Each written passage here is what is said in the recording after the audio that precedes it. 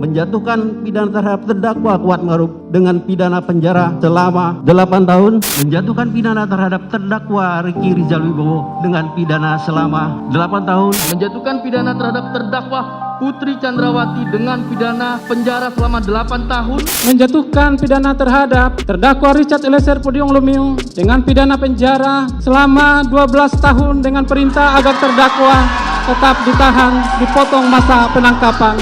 Jadi betul-betul tidak adil buat kami, orang tua rakyat yang kecil ini. Mohon Bapak Hakim, tolong kami, berikan kami keadilan. Sangat kecewa ya, karena apa?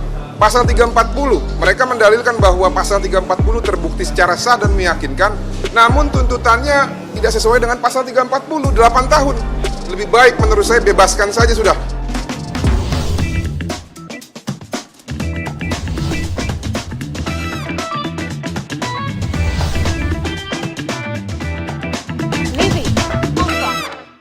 Hai, jumpa lagi di Livi On Point. Saudara, tuntutan jaksa terhadap para terdakwa pembunuhan Brigadir Yosua ini membuat publik kecewa. Tentu tak hanya publik tapi juga keluarga dari Yosua. Seberapa kecewa mereka? Apa saja yang kemudian membuat keluarga merasa tidak mendapatkan keadilan atas tuntutan jaksa? Karena kalau kita tahu di sana ada Ricky Rizal, Kuat Ma'ruf, bahkan Putri Chandrawati hanya dituntut 8 tahun penjara. Sementara Richard Eliezer 12 tahun dan Sambo seumur hidup. Ini jauh dari harapan keluarga Yosua. Kita akan sapa sang kuasa hukum Martin Lucas Simanjuntak. Hai Bang Martin. Halo Mbak Livi. Keluarga kecewa berat. Kalau kita lihat tadi di sebelum perbincangan ini ada pernyataan dari Ibunda Yosua yang bahkan teriak sambil menangis-menangis minta keadilan. Seberapa kecewa mereka melihat tuntutan jaksa kemarin? Ya, ini kan yang dituntut ada 5 orang ya. 2 orang terdakwa itu dituntut pertama di hari Senin minggu lalu, yaitu terdakwa Ricky Rizal dan juga Kuat. Lalu esok harinya Verdi Sambo, ya di hari Selasa. Lalu di hari Rabu ada tuntutan terhadap terdakwa Putri Chandrawati dan justice kolaborator Richard Eliezer. Kekecewaan pertama itu pada saat tuntutan kepada Ricky Rizal dan Kuat, yang mana mereka didalilkan ya terbukti sah dan meyakinkan pasal 55 ayat 1 junto pasal 340 itu pembunuhan berencana, namun hanya dituntut hukuman itu 8 tahun. Kenapa kecewanya? Karena yang pertama ibunda korban ini sudah kehilangan nyawa anaknya. Dan kalau kita lihat mengenai disparitas dikaitkan dengan ancaman hukuman pidananya, hukuman mati, hukuman seumur hidup dan juga 20 tahun. Ini kan gapnya terlalu jauh ya, walaupun memang dia dianggap hanya sebagai penyerta. Bahkan nggak sampai setengah dari 20 tahun. Nggak sampai setengah dari 20 tahun. Nah, saya tidak tahu apakah tiga-tiganya dari ancaman hukuman 340 itu adalah hukuman maksimal, atau tetap dilihat dari mana yang nomor 1, mana yang nomor 2, mana yang nomor 3. Kalau kita simulasikan tentu, kalau secara kasat mata ya, saya bukan ahli hukum, tapi saya praktisi hukum. Tentunya yang pertama itu adalah hukuman mati, yang kedua adalah seumur hidup, yang ketiga adalah 20 tahun. Paling lama, walaupun memang secara tafsir bisa lebih rendah. Kalau kita anggap saja tadi Verdi Sambo seumur hidup, ya, lalu kita anggaplah penyerta ini tidak bisa dibebankan pidana melebihi ataupun serupa dengan pelaku utama dan aktor intelektual. Maka jawabannya adalah berapa sih setengahnya dari seumur hidup? Ya. Paling nggak 20 tahun lah ya. Ya, kalau nggak 20 tahun, ya 15 tahun lah gitu ya, sesuai dengan keinginan dari keluarga korban. Tapi kurang lebih itulah yang dirasakan oleh ibunda korban. Pada saat itu ibunda korban dan keluarga semua kecewa. Namun dihadapkan lagi dengan di hari Rabu ya. Kalau Pak Verdi Sambo saya skip aja karena ini saya cuma punya perbedaan pandang sedikit saja sama ibunda. Ibunda menganggap bahwa seumur hidup itu kurang harusnya hukuman mati. Karena kalau tidak ada Verdi Sambo yang merencanakan dan menembak kepala Joshua, harusnya Joshua tidak mati gitu kan. Kalau Ibunda Joshua maunya dalam bahasa Latin ya, sangre por sangre, darah balas darah. Walaupun sebenarnya di dalam ajaran kekristenan itu sudah tidak berlaku lagi. Nah, namun apapun itu tetap saya harus hargai gitu ya, yang menjadi pandangan dari Ibunda Joshua. Namun menurut saya punya pandangan sendiri mengenai hukum mati. Ya sudahlah, yang sudah ya biar sudah. Mengenai Verdi Sambo tidak perlu kita bahas secara detail. Nah, namun pada saat pembacaan tuntutan terhadap Putri Chandrawati yang hari Rabu pagi ya, dari jam 10 sampai dengan jam 12, ternyata tuntutan jaksa penuntut umum itu hanya 8 tahun untuk terdakwa Putri Chandrawati. Putri Chandrawati dianggap berperan hanya sebagai istri yang tidak melakukan apa-apa ketika mengetahui rencana jahat dari suaminya. Namun faktanya, berdasarkan kesimpulan jaksa penuntut umum juga, ya, mematahkan bahwa ada pemerkosaan sesuai dengan surat dakwaan. Di awal kan dibilang Putri Chandrawati itu diperkosa, mengadu kepada Verdi Sambo. Yeah. Nah, namun di tuntutan itu patah. Jaksa berkesimpulan berdasarkan ahli poligraf dan berdasarkan keterangan Kuat Maruf, berdasarkan keterangannya Ricky yang mengatakan tidak ada pemerkosaan, tidak melihat, berdasarkan keterangannya Susi dan juga Richard, menyimpulkan bahwa tidak ada pemerkosaan. Yang ada apa? Perselingkuhan. Nah, ini menimbulkan keributan baru lagi karena apa? Ternyata jaksa membuka front baru dan berhadapan dengan terdakwa dan keluarganya plus korban juga dengan keluarganya. Nah, dan itu juga gimana dengan tuh respon keluarga ketika disebut itu kalau nggak salah, koreksi saya kalau salah ya, itu di pembacaan tuntutannya Kuat ya, ketika disebutkan bahwa Putri itu berselingkuh dengan Yosua.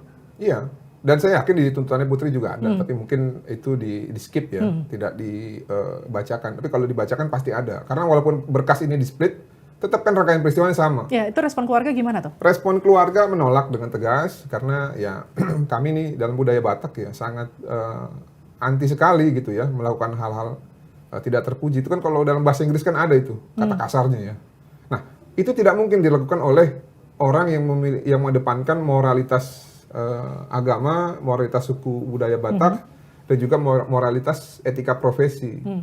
Nah, di samping itu terdapat fakta juga bahwa memang Joshua itu sudah punya tunangan gitu ya. Lalu tunangan juga jauh lebih muda ya. Lalu Joshua ini tipenya orangnya baik pada keluarga dan juga teman-temannya. Nah, makanya kalaupun benar atas dasar apa dia sampai bisa begitu ya. Oleh karena itu keluarga menolak, Mbak Livi. Namun, ya, bukan berarti kita menolak, kita tidak boleh dong mengikuti pikirannya jaksa dan menganalisis. Nah, ketika mendengar tuntutan itu, Ibunda Joshua secara tampilan itu kan kalau nggak salah diliput juga sama Kompas TV kan, terlihat dengan jelas bahwa ketidakadilan dan juga kesedihan mendengarkan Putri ya di 8 tahun itu terpancar dari Ibunda Joshua. Bahkan pada saat itu Ibunda itu setelah di syuting dia drop 2 hari baru recover. Nah, ini saya mau sangkut pautkan kekecewaannya itu dengan alasan yuridis. Saya minum dulu sedikit. Ya, silakan. Nah, menyambung tadi kesimpulan jaksa yang mengatakan bahwa bukan pemerkosaan, melainkan perselingkuhan, tentunya ini menjadi pemicu. Di mana dalam dakwaan ternyata pemerkosaan adalah informasi disampaikan kepada Verdi Sambo. Nah, ketika itu bukan pemerkosaan, melainkan perselingkuhan, berarti siapa yang jahat di sini? Oke. Yang jahat itu orang yang mengaku diperkosa, padahal dia tidak diperkosa, melainkan diduga melalui surat tuntutan jaksa itu dia adalah berselingkuh. Oleh karena itu, kalau tidak ada Putri Chandrawati yang tidak diperkosa tapi mengaku diperkosa dan memberikan informasi palsu, tidak akan ada peristiwa pidana ini.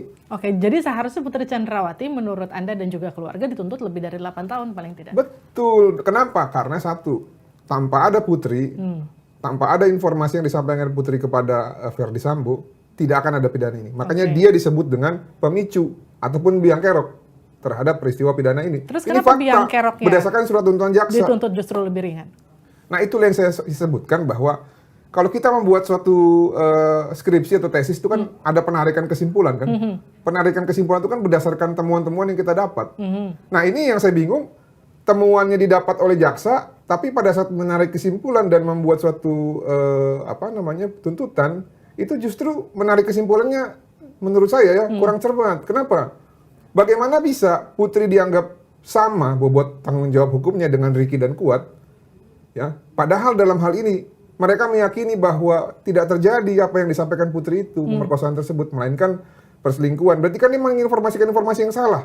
Berarti niat jahat di mana awalnya? Ada di Putri harusnya. Ada di Putri niat jahat. Niat jahat yang jahat ini di Putri disalurkan kepada Verdi Sambo sehingga mereka sama-sama memiliki evil mind ataupun niat jahat. Akhirnya mereka mengajak orang lain lagi untuk memiliki niat jahat. Tapi siapa pemicunya niat jahat ini? Putri. Maka Putri tidak bisa disamakan dengan Ricky, disamakan dengan Kuat, apalagi disamakan dengan Richard Eliezer. Ya, karena tidak ada Putri, tidak ada informasi yang Putri sampaikan kepada Verdi Sambo, saya bisa pastikan tidak akan ada kegaduhan yang terjadi di Indonesia, tidak akan ada prank yang dilakukan kepada Kapolri, tidak ada yang prank yang akan dilakukan kepada Presiden dan juga para institusi kepolisian. Jadi menurut Anda sumber kekacauan ini ada di Putri Candrawati? Putri Candrawati, berdasarkan surat tuntutan jaksa. Itu bukan berdasarkan asumsi saya. Oke. Sekarang gini, kalau kita bicara soal Eliezer dituntut 12 tahun penjara. Ini kan sebenarnya justru orang melihat justice kolaborator harusnya lebih ringan. Sudah sempat ada permintaan maaf dan diterima permohonan maafnya oleh keluarga Yosua. Bahkan orang tua Eliezer sudah ketemu orang tua Yosua untuk sama-sama meminta maaf, kemudian menerima apa yang terjadi gitu. Melihat tuntutan 12 tahun gimana tuh keluarga? Kecewa lah jelas. Justru harusnya lebih ringan gitu merasa. Jadi gini, ada sebab dan ada akibat. Kenapa sih penyebabnya keluarga Joshua itu cenderung lebih menerima Richard ya? Itu kan perlu kita pelajari. Meskipun Richard itu eksekutor. Iya, memang tidak kita nafikan, memang Richard eksekutor, memang perannya krusial. Tapi atas apa yang sudah dia lakukan, dia berani mengakui kesalahannya, dia berani meminta maaf, dan dia berani mempertanggungjawabkan. Yang 4 lagi, emang berani? Enggak. Justru mereka diduga keras berkonspirasi untuk saling menutupi perbuatannya masing-masing supaya tidak ketahuan. Seperti contoh siapa Ricky ya? Ricky itu kan dia kan belaga-belaga aja sok suci. Itu dia punya grup WhatsApp loh, dia yang buat itu yang isinya dalamnya ada Tuhan Yesus itu.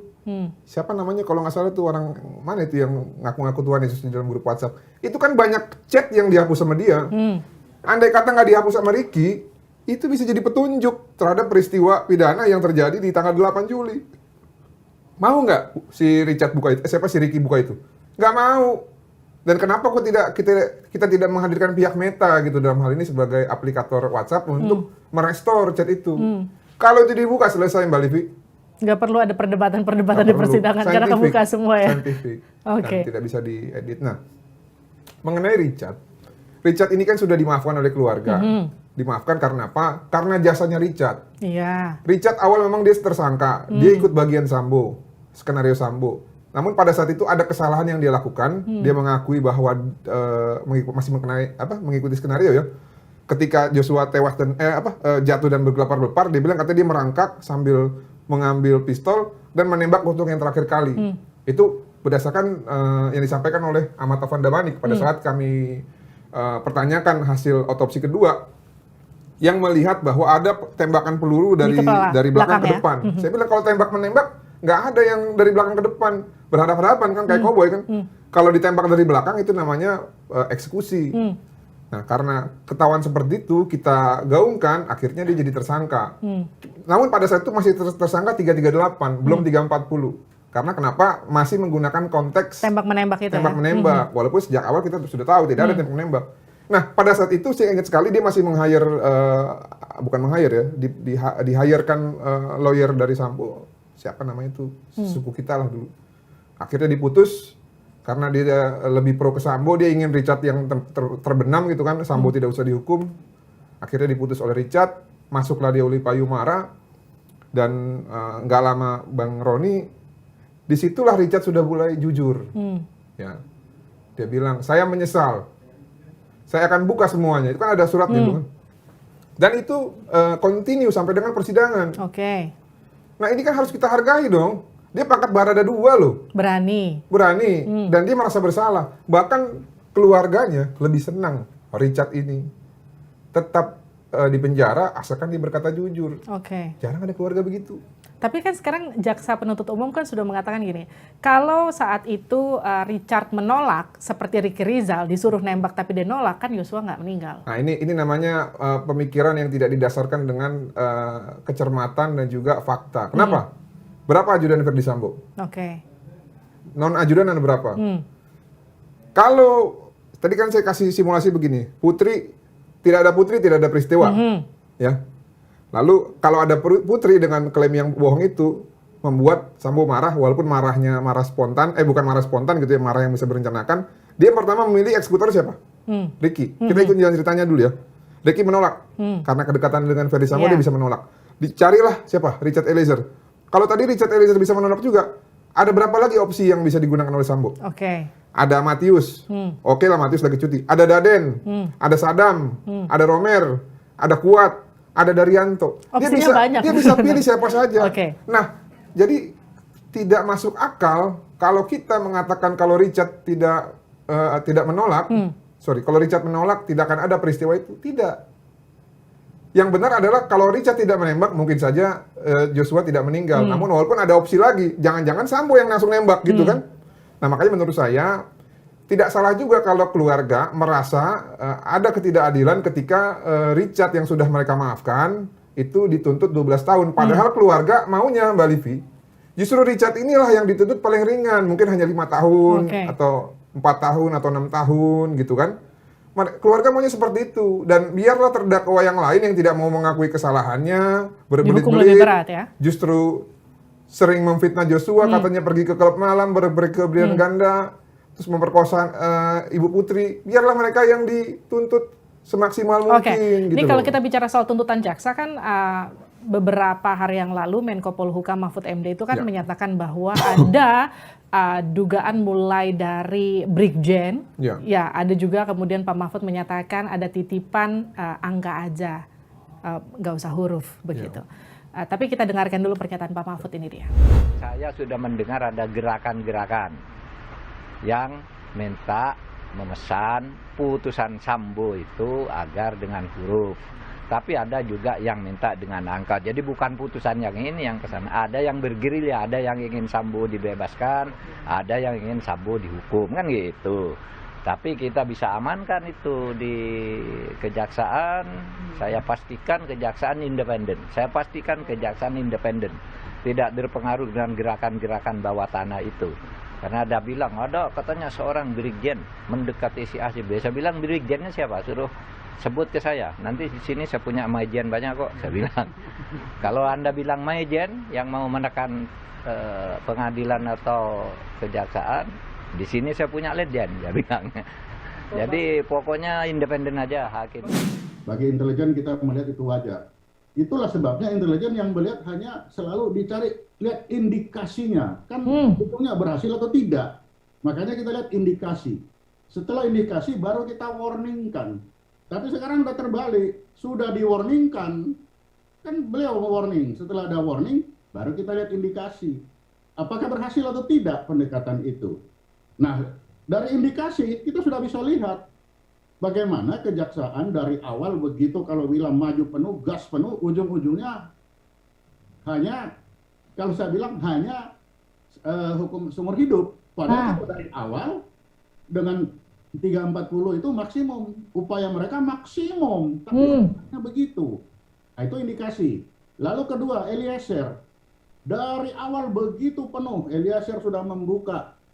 Tapi ujung-ujungnya alasannya bagaimana kejaksaan ini membandingkan antara seorang Ricky Rizal, sersan polisi lalu lintas, dengan berada dua Brimob. Ini kan dua hal yang sangat berbeda untuk mencari pembenaran. Nah, apakah indikasi-indikasi pembenaran ini memperlihatkan keberhasilan para pembisik ini atau gerilya ini yang menurut Pak Mahfud? Kan itu. Tapi artinya gini dong Pak Soleman, kalau saya menyimak tadi pernyataan Anda dengan tuntutan seumur hidup untuk Verdi Sambo, Eliezer dapat tuntutan 12 tahun, artinya apa yang dilakukan oleh tim gerakan bawah tanah yang membackup Verdi Sambo ini berhasil? Ya, jadi itu kalau bagi saya itu ada itulah keberhasilan.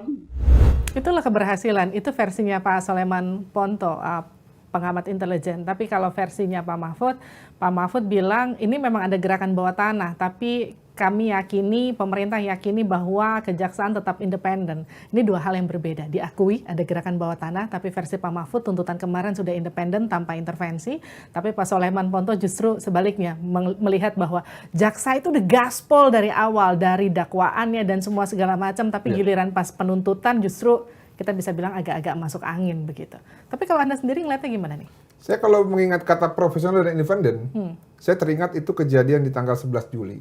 Ketika kasus Brigadir Joshua ini masih dalam point view-nya Putri Candrawati dan Verdi Sambo dalam pelaporan palsu. Pada saat itu Mabes Polri, tapi saya lupa ya, institusi yang lain ya, mengatakan bahwa walaupun selevel Polres Metro Jakarta Selatan, mereka profesional dan independen. Faktanya apa Mbak Lipi? kasus palsu bisa naik sidik di Polda Metro Jaya dan juga di Polres. Jadi itulah kata profesional dan juga independen. Yang mungkin saja nanti apakah akan disesali oleh orang per orang ketika ternyata terbukti sebaliknya gitu ya. Saya menganggap bahwa apa yang disampaikan oleh Bapak Mahfud itu semacam penyemangat ya. Dan juga semacam barrier lah untuk menjelaskan kepada publik. Saya berdiri di samping kejaksaan walaupun kejaksaan dianggap belum mewakili rasa keadilan. Nah kalau dibilang masuk angin, saya bilang ini kan butuh pembuktian ya. Karena apa sih masuk angin? Apakah masuk angin beneran sehingga harus minum tolak angin? Atau masuk angin yang lain gitu kan? Angin-angin dari gambar-gambar Presiden Amerika yang sudah mati gitu. Nah kalau secara tugas, saya acungin 2 jempol saya buat jaksa. Kenapa? Karena dalam surat dakwaan, pembuktian, dan juga penuntutan ya, dalam artian penuntutan adalah mengenai perbuatannya. Itu sudah sangat canggih. Nah, namun, seperti saya sampaikan tadi, khusus yang Putri Candrawati ya, di mana mereka mendalilkan bahwa terbukti sah dan meyakinkan, namun perbuatannya bukan pemerkosaan dan itu patah, melainkan perselingkuhan. Tapi ketika penarikan kesimpulan dalam bentuk menentukan suatu hukuman, dia menyamakan kedudukan si Putri Candrawati ini adalah perannya sama dengan Kuat dan Ricky. Nggak nyambung, Mbak. Nggak nyambung. Saya juga baru tahu. Dan gimana sih dasarnya? Makanya gini, kan kemarin di acara yang lain sempat ditanya kan, bagaimana itu dasarnya, bagaimana formulasinya. Kan dibilang itu kan, ya itu di internal kami. Nah makanya, kalau memang mau ya, paparkan saja di publik. Rumusnya itu bagaimana sih? Khususnya untuk Putri Candrawati gitu ya. Dalam menentukan ancaman hukuman pidananya yang diminta kepada majelis hakim. Supaya kita ini juga bisa, menyelesaikan polemik ini. Nah, terkhusus untuk Richard. Jadi gini, Richard juga menurut saya ini juga, walaupun saya bukan pihak Richard ya dalam kasus ini, tapi kan secara moralitas saya juga punya kewajiban moral untuk mendukung dan juga meminta keringanan. Karena ini sejalan juga dengan apa yang diingini oleh keluarga korban. Keluarga korban menginginkan terdakwa Richard dan juga GC Richard ini adalah yang paling ringan. Dan itu masuk akal, Mbak Livia. Ya, karena dia yang bantu ya. Di dalam peradilan hukum pidana, permaafan dari keluarga korban yang mendapatkan akibat dari terdakwa itu nilainya sangat besar.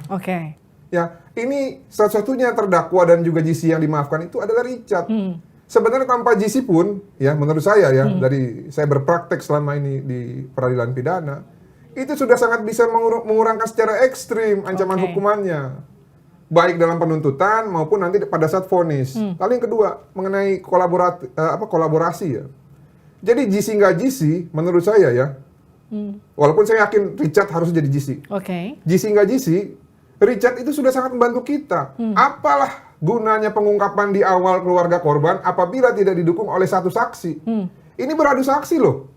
Awalnya mereka berlima, saling menutupi. Sekarang ada satu saksi yang mau mengungkap kebusukan mereka untuk membantu menyesuaikan dengan alat bukti yang lain. Terus sekarang mau kita lepehin. Kasihan amat ini orang.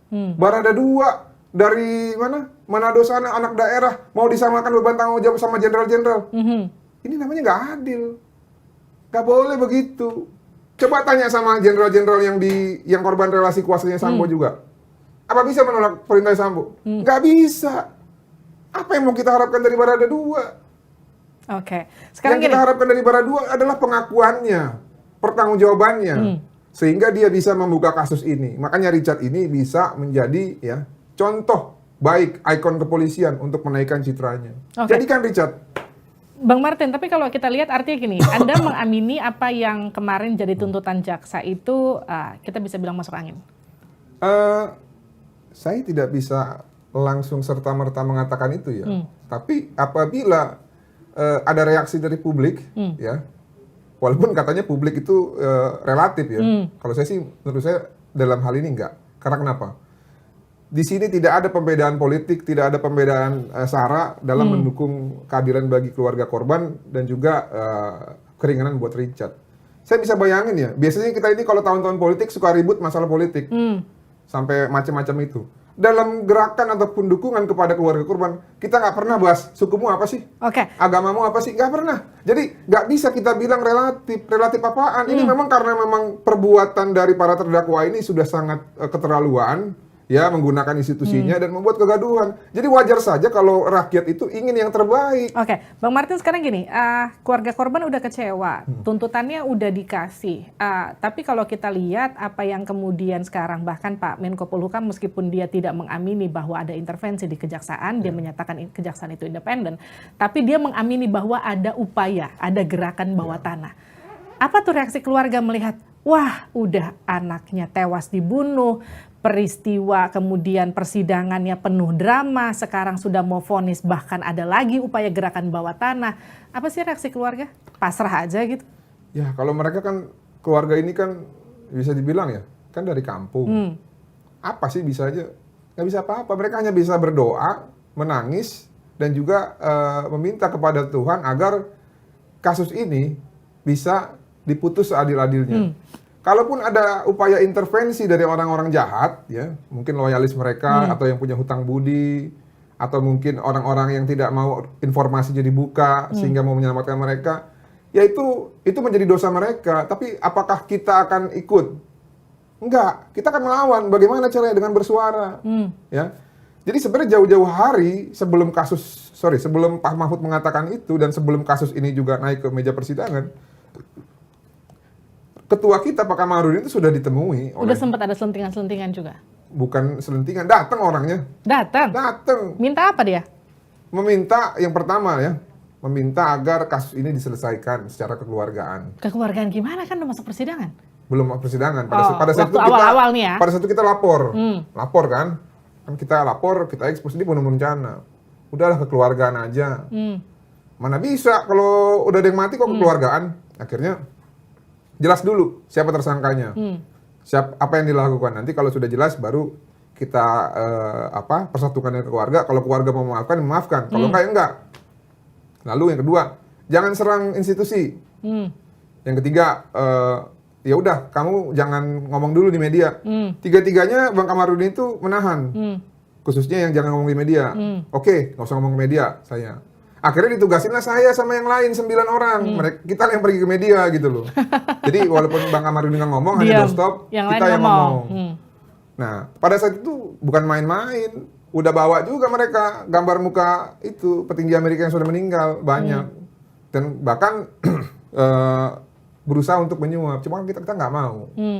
Menurut kita itu bukan uang yang harus kita dapat, bukan dengan cara seperti itu. Kita butuh uang tapi bukan dengan cara yang ilegal gitu. Jadi ini kalau ada yang belum paham, petinggi Amerika yang sudah meninggal maksudnya itu dolar Amerika. Dolar Amerika. Biar clear. Iya. Oke. Jadi bentuk suapannya dolar. Tuntutan hari ini, persidangan ini membuat saya sebagai ibu semakin hancur. Sudah dari mulai awal pembunuhan memang skenario pidana ini sangat luar biasa. Kejahatan yang luar biasa dilakukan Putri sama Perdi Sambo. Begitu sangat menyakitkan kami. Tangis kami membuat hati saya semakin hancur.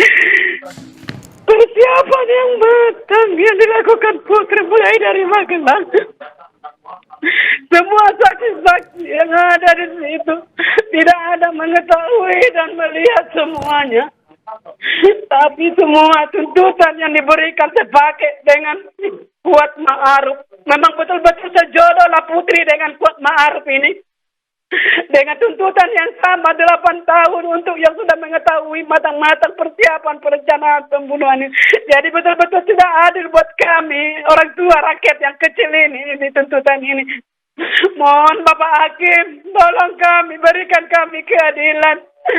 Berikan keputusan semaksimal mungkin buat Putri yang mengetahui semua perencanaan pembunuhan ini. Dan kami sangat janggal, soalnya tuntutan yang dituntut jaksa penuntut umum hanya 8 tahun, sedangkan dakwaan yang didakwakan sama para tersangka yaitu dakwaan pasal 340. Di sana sudah tertera sebagai sanksi hukuman mati, seumur hidup dan hukuman 20 tahun penjara. Sedangkan kemarin kita sudah jelas mendengar bersama hasil dari pembacaan jaksa penuntut umum yang dituntut para terdakwa itu hanya 8 tahun. Apalagi si Putri Candrawati itu kan dia termasuk salah satu aktor atas kehilangan nyawa anak kami. Dia mengetahui rencana-rencana pembunuhan ini, dan dari dialah asal dari semua permasalahan ini, melaporkan ke Seperdi Sambo kejadian di Magelang yang tidak begitu cukup bukti bahwa dia diperkosa.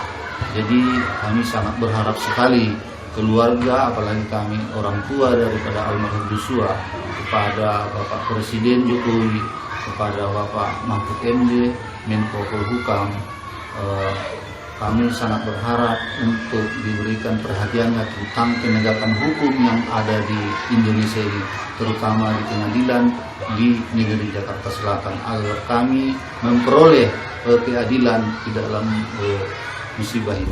Nah, tapi sekarang gini, kan keluarga sekarang kita tinggal menunggu vonis nih untuk para terdakwa. Keluarga sudah sempat minta tolong ke Presiden, Menko Polhukam, untuk beri keadilan lah, paling nggak. Keadilannya nggak cuma buat keluarga, tapi juga keadilan bagi publik untuk melihat bagaimana perjalanan kasus ini dari awal. Gimana tuh melihatnya? Jadi gini, yang pertama ya, Presiden tidak bisa mengintervensi hukum, walaupun jaksa dan polisi di bawah dia. Iya, Anda sadar betul itu? Iya, karena kalau Presiden ataupun ketua eksekutif ya, lembaga eksekutif itu mengintervensi hukum, itu akan jadi presiden buruk. Namun bukan berarti di belakang layar mereka tidak bisa melakukan lobby-lobby. Tapi demi kebaikan loh ya. Dan saya pikir di banyak kasus itu terjadi, cuma kita tidak tahu. Nah yang kedua tadi, apakah kami akan meminta ya kepada presiden ataupun jajarannya untuk bisa memberikan keadilan? Kami pikir nggak perlu. Karena kenapa? Nggak usah diminta, sebenarnya mereka harus sudah tahu gitu ya. Harus sudah mencermati. Karena dampak dari perbuatan para terdakwa ini sebenarnya kan yang langsung itu kan kepada kami. Yang tidak langsung dalam bentuk angka kepuasan publik yang sudah disurvei oleh Litbang Kompas hanya tinggal 48% itu ya. Saya tidak tahu apakah sudah naik atau belum. Itu kan sebenarnya kan bawahan dari presiden. Nah, hukum itu adalah cerminan dari pemerintah. Apakah pemerintah efektif atau tidak? Kalau hukum tidak baik-baik saja, maka ada ketidakefektifan dalam pemerintah. Khususnya di bidang hukum. Nah, kalau mereka menganggap bahwa apa yang sudah menjadi pekerjaan dari bawahan itu sudah optimal, ya lanjutkan saja nggak apa-apa. Tapi saya saya yakin bahwa kekuasaan itu tidak akan bertahan selamanya. Jadi intinya sekarang gini, kita tinggal berharap sama vonis hakim akan seperti apa. Kita percayakan juga ke pemerintah bahwa mereka juga akan membantu mengawal apa yang sempat dimention Pak Menko Polhukam, gerakan bawah tanah.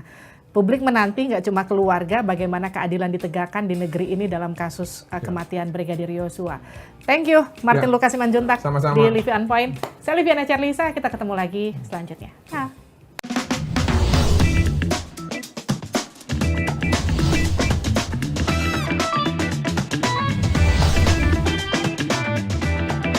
Livy on Point.